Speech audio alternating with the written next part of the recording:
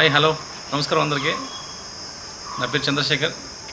నా చింతకుంట గ్రామ వాస్తవాన్ని. ఈ వీడియో చేయడానికి ముఖ్య కారణం ఏంటంటే, మా ఊర్లో అంటే చింతకుంట గ్రామంలో నిన్న నైట్ నుంచి ఒక రకమైనటువంటి అలజడిని సృష్టిస్తున్నారు చాలామంది. సో అది ఎందుకోసం సృష్టించారో, ఎందు నిమిత్తం సృష్టిస్తున్నారో మాకైతే తెలియదు. కానీ ఆ అలజడి ఎంతవరకు వెళ్ళిందంటే, ఈరోజు ఉదయం దాదాపు 15 మంది పైన బైండ్ కేసులు నమోదు చేసేంతవరకు వెళ్ళింది. మా ఊరు చింతకుంట గ్రామం చాలా ప్రశాంతమైన గ్రామం అండి.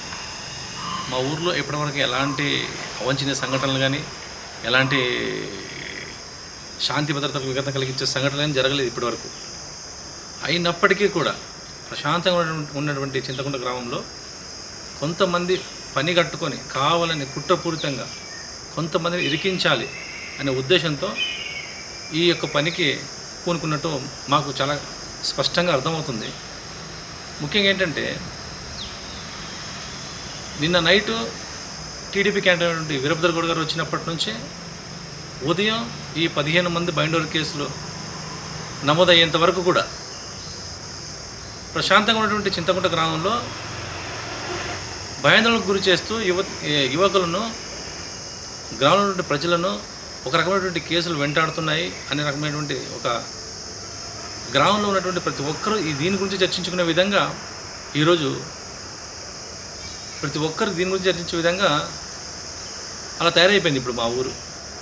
నేను మరి ముఖ్యంగా చెప్పదలుచుకున్నది ఏంటంటే, ఇప్పుడు ఏదైతే ఈ 15 మంది లిస్ట్ ఉన్నారో, ఈ బైండోర్ కేసులు ఎవరి మీద అయితే ఉన్నాయో, బట్ ఒక వైట్ పేపర్ తీసుకొచ్చి పోలీసు వారు అలాగే గ్రామ తలారీలతో పాటు ప్రతి ఒక్కరికి, అందులో ప్రతి ఒక్కరికి ఫోన్ చేసి మీ మీద బైండోర్ నమోదైంది అని ఇన్ఫార్మ్ చేస్తున్నారంట.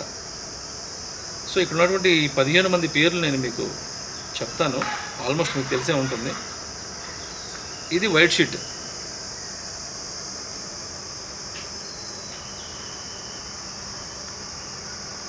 ఇది ఖాళీ వైట్ షీట్. ఇందులో ఎలాంటి షోకాస్ నోటీస్ కానీ కాదు, ఎలాంటి నోటీసు అంతకన్నా కాదు. ఇది ఒక ఖాళీ వైట్ షీట్లో కొంతమంది పేర్లు.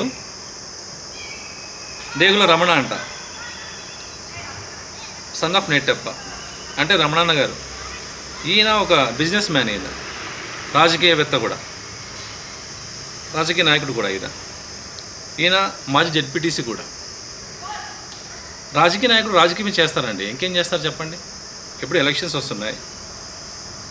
రాజకీయ నాయకుడు, బిజినెస్ మ్యాన్. ఇన్ని రోజులు ఆయన బళ్ళారి, బెంగళూరు బిజినెస్ చేస్తూ ఉన్నారు.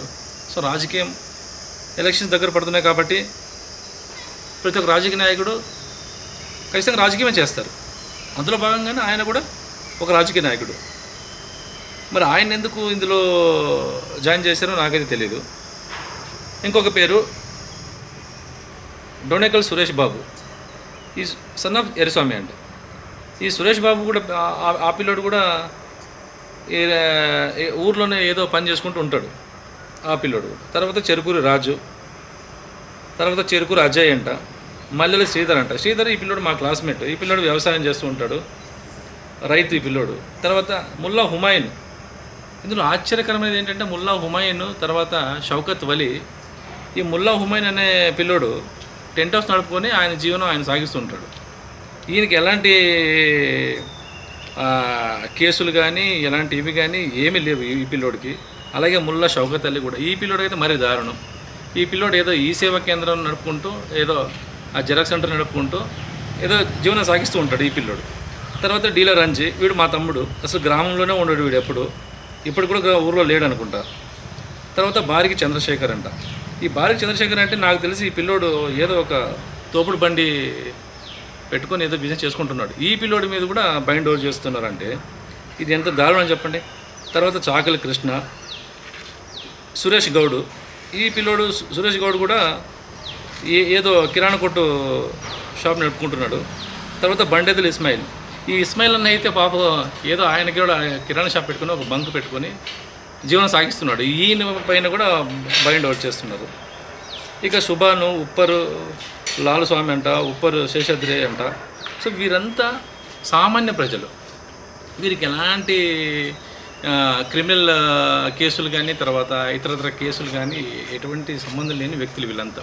సో వీరిపైన బైండ్ ఓవర్ చేయడానికి మరి అది ఎలాంటి రీజన్స్ దొరికాయేమో మనకైతే తెలియదు. కానీ పోలీసు అన్నలకు నా యొక్క విజ్ఞప్తి ఒకటి, అన్న మాకు ఈ దేశంలో ఉన్నటువంటి రాజ్యాంగం అన్నా, ఈ దేశంలో ఉన్నటువంటి చట్టాలన్నా చాలా అపారమైన గౌరవం ఉంది.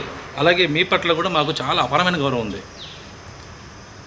ఒక చదువుకున్న వ్యక్తిగా నేను కూడా ఈ దేశంలో నివసిస్తున్నాను కాబట్టి దేశంలో ఉన్నటువంటి చట్టాలను గౌరవిస్తాను, అధికారులు గౌరవిస్తాను, అపారంగా గౌరవం ఉంది. సో మీకు కనీసం వీరికి ఏ రకమైనటువంటి షోకాజ్ నోటీస్ లేకుండా, వీరికి విచారణ లేకుండా, ఓకే ఏదైనా జరగొచ్చేమో అని ముందస్తు జాగ్రత్తగా మీరు ఏదైనా చేసి ఉండొచ్చు. కనీసం దానికి ఏదైనా ఒక కాస్ట్ చూపించాలి కదా. సో దయచేసి మీరు, నా విజ్ఞప్తి ఏంటంటే అన్న పోలీస్ అన్నలకి, మీ అందరికీ నా యొక్క విజ్ఞప్తి ఏంటంటే, దయచేసి మీరు ఒకసారి ఆలోచించండి. మా గ్రామం చాలా ప్రశాంతంగా ఉంది ఇప్పటివరకు, ఇక మీదటి కూడా ప్రశాంతంగా ఉంటుంది.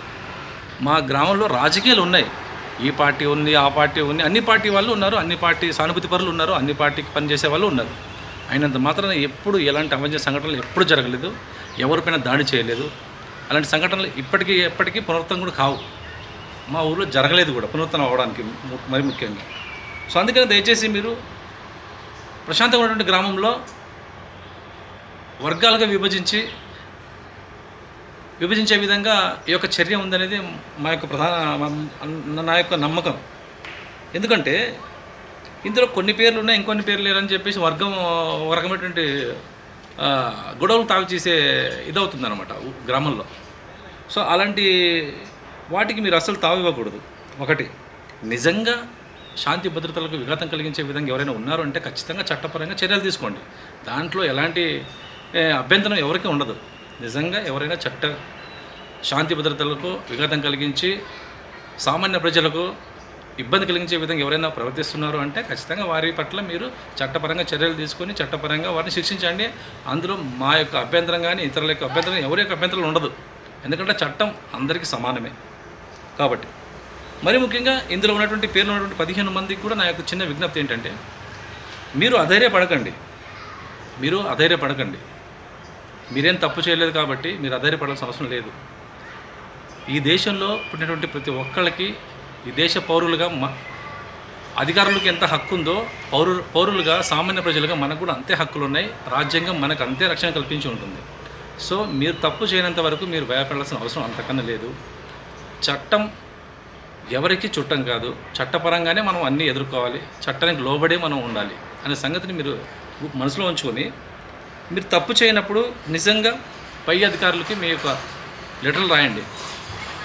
ఈ ఇస్మాయిల్ అన్న అయితే ఆయన అక్కడే బజార్ సెంటర్లోనే ఆయన ఒక ఆయనది కూడా ఏదో కిరాణా కొట్టు, ఆ బంక నడుపుకుంటున్నాడు. ఎవరిని అడిగినా చెప్తారు. ఈ బారిక్ చంద్రశేఖర్ ఆ పిల్లోడు అంతే బస్ స్టాండ్లో ఆ బండిలో ఏదో భోజనాలు తర్వాత ఇతర బ్రేక్ఫాస్ట్లు అవి చేసుకుంటూ ఆ పిల్లోడు బతుకుతుంటాడు. సో ఇందులో ఉన్నటువంటి ప్రతి ఒక్కళ్ళు అదే పని. సో వీరిపైన మీరు ఏ విధంగా మీరు బైండ్ ఓవర్ చేస్తారో ఒకటి అర్థం కాదు. ఖచ్చితంగా అందరూ ఇబ్బంది పడాల్సి వస్తుంది. నేనేమంటున్నానంటే అధికారులు మరి పునః ఆలోచించుకొని నిజంగా వీరు నిజంగా అలాంటి అసహ్య కార్యకలాపాలకు పాల్పడ్డారా లేదా అన్న సంగతిని ఖచ్చితంగా మీరు విచారించి నిర్దోషమైనటువంటి వీరిని నిజంగా తొలగించి గ్రామంలో మంచి వాతావరణాన్ని కలగజేసి ఎలాంటి విభేదాలకు వెళ్లకుండా, ఎలాంటి వర్గ విభేదాలకు వెళ్లకుండా ప్రతి ఒక్కరిని మీరు రక్షించాల్సిన బాధ్యత పోలీసులపైన ఉంది. కాబట్టి ఇందులో ఉన్నటువంటి ఈ సభ్యులు ఎవరైతే ఉన్నారో ఈ 15 మందికి కూడా నా యొక్క విన్నపం ఏంటంటే, మీరు నిజంగా తప్పు చేయకపోతే ఖచ్చితంగా పై ఆఫీసర్ల దృష్టి తీసుకెళ్ళండి,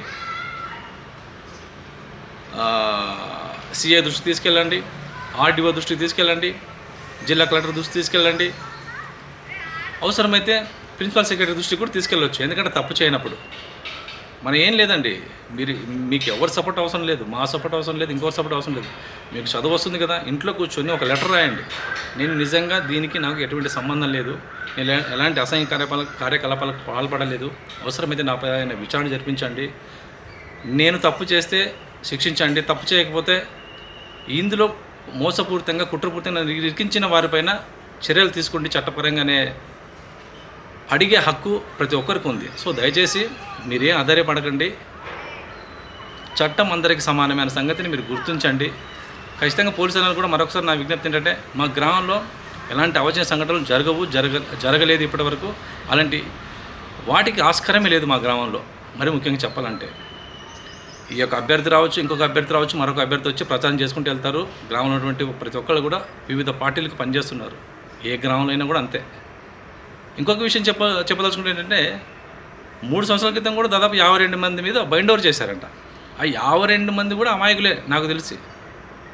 ఎలాంటి వాళ్ళకి ఈ కేసులు కానీ ఇవి కానీ ఎవరికి ఏమి ఉండవు. సో దయచేసి నాకు విన్నపం ఏంటంటే, పోలీస్ అన్నలకైనా ఇందులో బాధితులకైనా నాకు విన్నపం ఒకటే, చట్టం తన పని తను చేసుకుంటూ పోతుండే. చట్టం అందరికీ సమానమే. సో దీన్ని మనసులో ఉంచుకొని అందరూ ఆ రకంగా మెలగాలనే ఉద్దేశంతో ఈ యొక్క వీడియో నేను చేసి వీడియో చేయడం జరుగుతుంది. అందరికీ నమస్కారం.